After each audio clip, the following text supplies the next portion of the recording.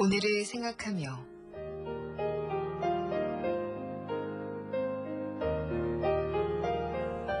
이 시간 말씀에 경기도 고양시 덕양구 성사동 신정교회 나영훈 목사입니다. 그동안 새벽잠을 설치게 했던 2014 월드컵 축구는 배짱이 두둑한 전차군단 독일이 24년 만에 우승을 차지하고 막을 내렸습니다. 요즘 날씨가 참 덥습니다. 녹슬지 않은 전차군단과 같은 밀어붙이는 배짱으로 무더운 여름을 이겨낼 수 있기를 축복합니다. 그래서 저는 오늘 창세기 32장 24절에서 28절 말씀을 중심해서 배짱을 가지고 살자라는 제목으로 함께 은혜를 나누기를 원합니다. 저는 예수 믿기 전에는 교회는 모범생들만 다니는 곳인 줄 알았습니다. 거룩한 사람들, 공부도 잘하고 죄도 안 짓고 거짓말 같은 것은 모르고 욕할 줄도 모르는 정말 착한 사람, 말 그대로 천사들만 모인 곳이 교회인 줄 알았습니다. 그런데 나중에 제가 교회를 다니고서야 알았습니다. 교회는 별별 사람들이 다 모인 곳이 교회라는 사실을. 욕자라는 욕쟁이도 있고 거짓말장이도 있고 돌머리도 사고뭉치도 죄 지은 사람도 별별 사람이 다 모이는 곳이 교회라는 것을 알았습니다. 만약에 교회 나온 기준을 얼굴 예쁜 사람만 나와라, 공부 잘하는 사람만 성적표 제출하고 나와라, 내 집 가진 사람만 집문서 보여주고 나와라, 그렇다면 교회 갈 사람이 몇 명이나 되겠습니까? 우리 주님은 그냥 수고하고 무거운 짐진 자들아 다 내게로 오라, 내가 너희를 쉬게 하리라 말씀하셨습니다. 누구든지 다 오랍니다.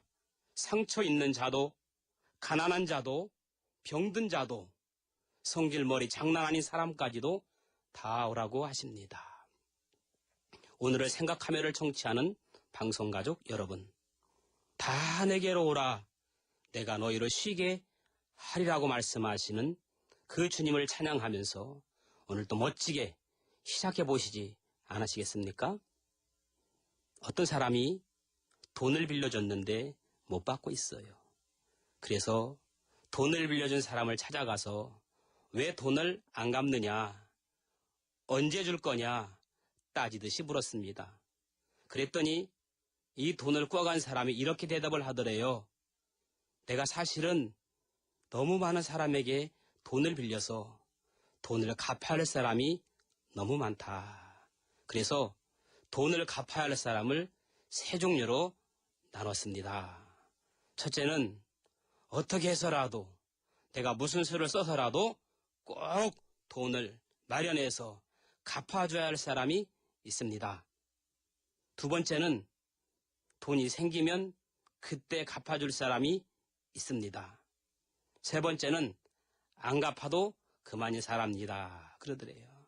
그래서 이 사람이 그럼 나는 이 세 종류 중에 어디에 속합니까? 물었더니 지금까지는 첫 번째에 속했는데 자꾸 이렇게 와서 날 괴롭히면 세 번째로 내려갑니다. 그러더랍니다.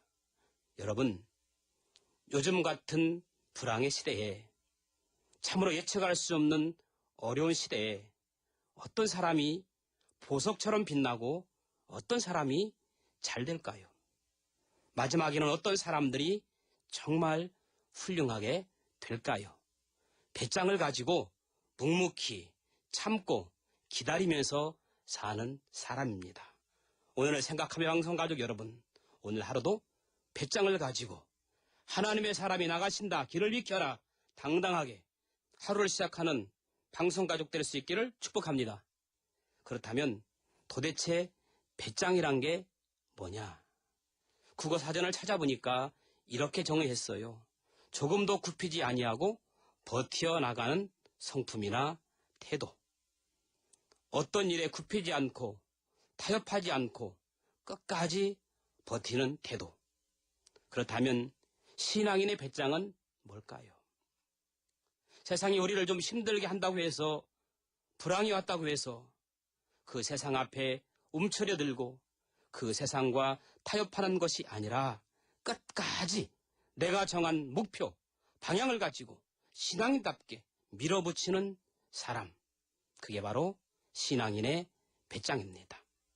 특별히 오늘 본문에 보면 정말 배짱 하나 두둑한, 그러면서도 파란만장한 인생을 산 산전수전 공중전까지 다 치른 한 사람을 만나게 되는데 그게 바로 야곱입니다.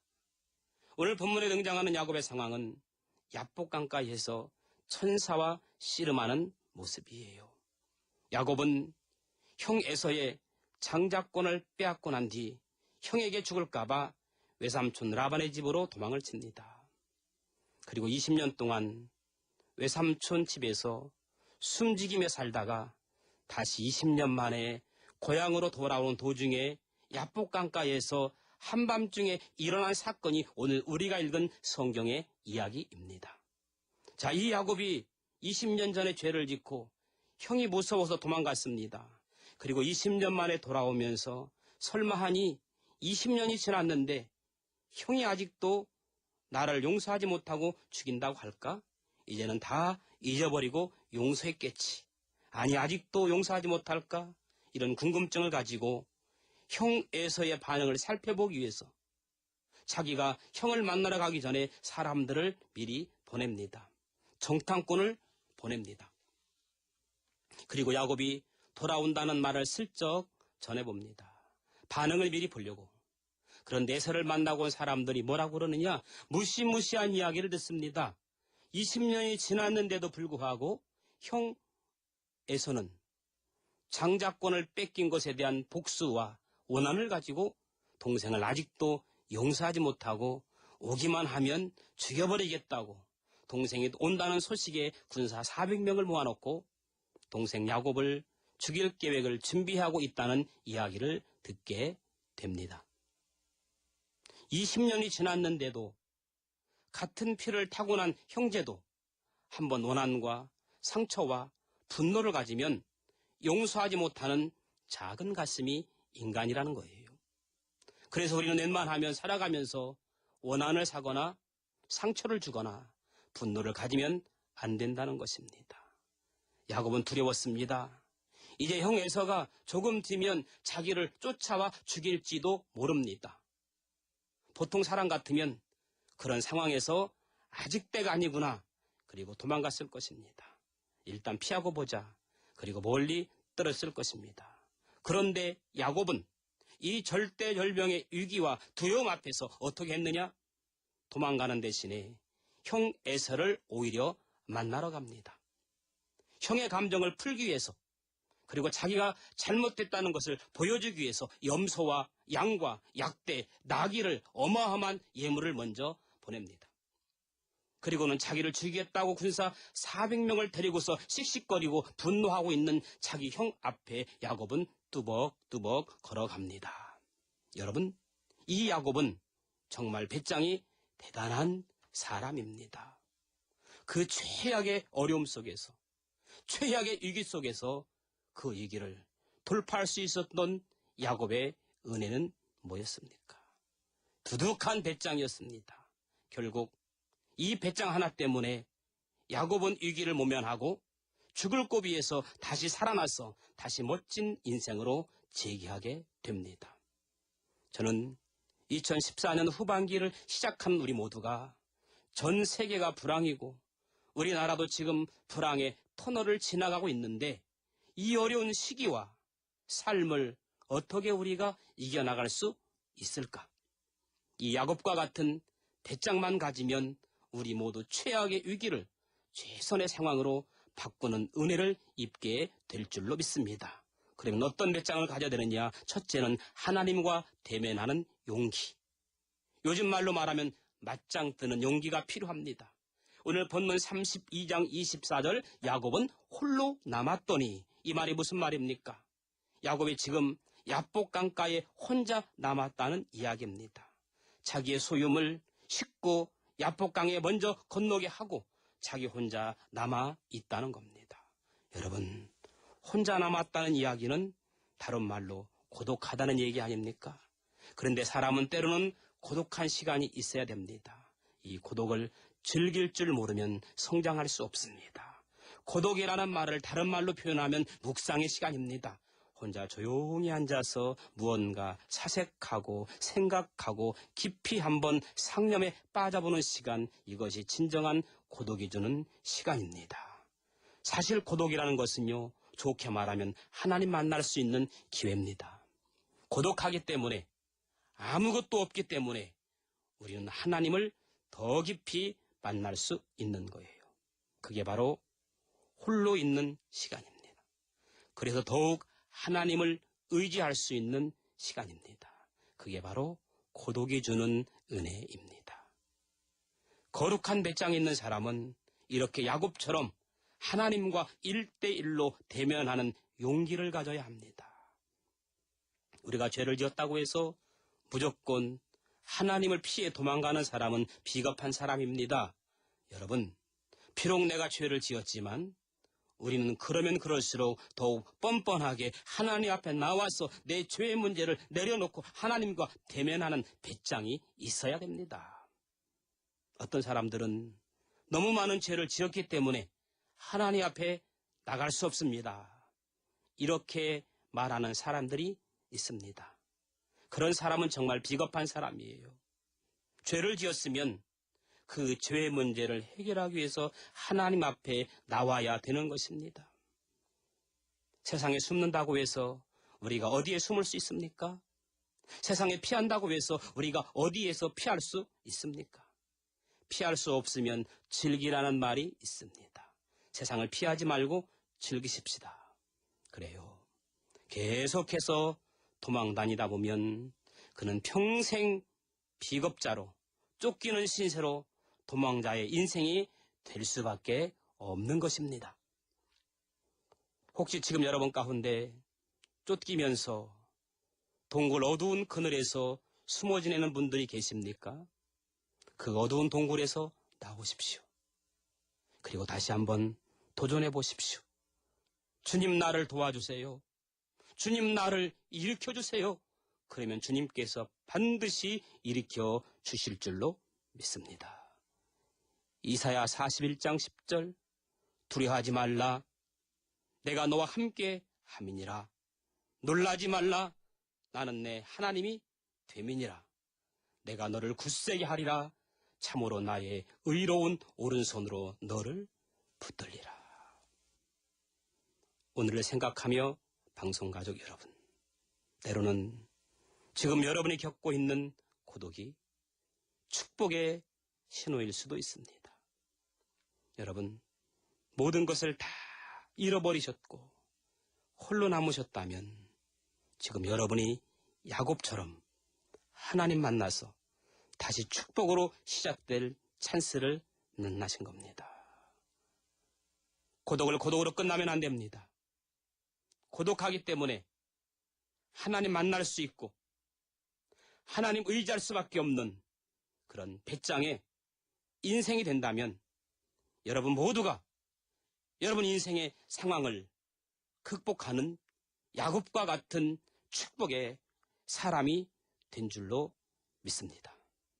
두 번째로 우리가 야곱에 대해서 배워야 할 배짱은 뭐냐면 하나님께 목숨 걸고 매어 달리는 배짱이 있어야 합니다.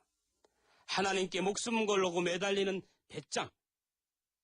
오늘 성경에 보니까 야곱이 어떤 사람과 밤새도록 씨름을 한다 그랬습니다. 어떤 사람을 성경에 보니까 천사라고도 했고 30절에는 하나님으로 언급이 되어 있습니다. 자, 그런데 야곱이 지금 하나님과 씨름하는데 이 씨름하다라는 표현은 한가하게 즐기기 위해서 운동 삼아 하는 것이 아니고 목숨을 걸고 싸운다 그런 뜻입니다. 한가하게 즐기기 위해서 운동 삼아 하는 것이 아니라 목숨 걸고 싸운다. 이것은 야곱이 하나님 앞에 기도하는 모습을 소개하고 있습니다. 하나님 붙잡고 간절히 간구하는 야곱의 모습.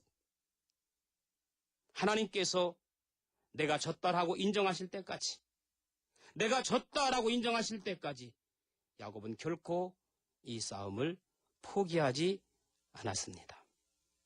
끈기 있게 하나님 앞에 메어 달리는 배짱. 그리고 밤새워 싸우다가 이제 드디어 하나님이 야곱에게 이렇게 말합니다. 야, 날이 새니까 제발 나를 좀 가게 해달라. 이제 날 샜으니까 제발 나를 좀 가게 해달라. 하나님이 오히려 야곱에게 사정을 해요. 그때 야곱이 배짱 있게 뭐라고 말합니까?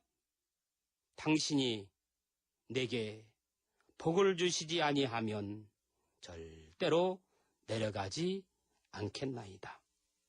당신이 내게 복을 주시지 아니하면 절대로 내려가지 않겠나이다. 당신이 나에게 복을 줄 때까지 나는 당신을 놓지 않겠습니다. 그런 말입니다. 이거요, 미친 거 아니면 배짱입니다. 얼마나 배짱이 두둑합니까? 복을 주시지 않으면, 나에게 축복하시지 아니하면 당신을 보내드릴 수 없습니다. 이러한 배짱으로 살 때 멋진 인생이 될 줄로 믿습니다. 야곱의 끈질긴 모습에서 하나님이 묻습니다. 너 이름이 뭐냐? 도대체 내 이름이 뭐냐? 네, 야곱입니다. 여러분, 야곱이라고 하는 뜻은요, 팔꿈치를 잡다라는 말이잖아요. 제 표현으로 말하면 빌부터 사는 인생이란 말입니다. 그러니까 하나님이 뭐라고 대답하십니까? 다시는 너의 이름을 야곱이라 부르지 말라. 너는 지금부터 이스라엘이라는 이름으로 부르리라. 이제는 너는 남의 팔꿈치 붙잡고 빌부터 사는 인생, 비겁한 인생이 아니라 이기는 인생이 되었다는 말입니다. 우리말로 해석하면 하나님과 겨루어 이겼다. 저는 오늘 방송을 청취하는 여러분들에게 이렇게 축복합니다. 여러분의 이름이 오늘부터 이스라엘이 되기를 축복합니다. 여러분의 가정이 오늘부터 이스라엘이 되기를 축복합니다. 여러분의 직장이 오늘부터 이스라엘 되기를 축복합니다. 주님, 세상이 힘듭니다. 만만치 않습니다. 이겨낼 수 있는 힘을 주옵소서. 야곱처럼 당신이 내게 복을 주시지 아니하면 절대로 가지 않겠나이다. 때로는 때를 쓸 줄 아는, 배짱까지 부릴 줄 아는 그러한 인생 되게 하여 주옵소서. 하나님과 겨루어 이겼다라는 소리를 들을 수 있는 이스라엘 백성 되게 하여 주옵소서. 축복의 아침 되게 하옵소서.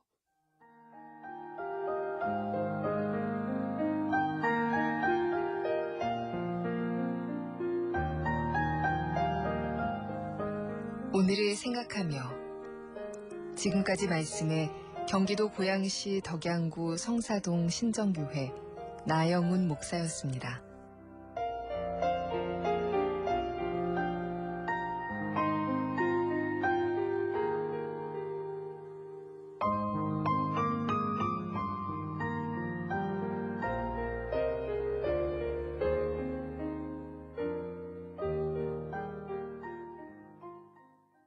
우리 안엔 두 마음이 있습니다. 방심은 빨리빨리를, 안심은 조심조심을 외칩니다. 방심은 반칙을, 안심은 원칙을 좋아합니다. 지금 우리 안의 마음은 방심인가요? 안심인가요? 공익광고협의회.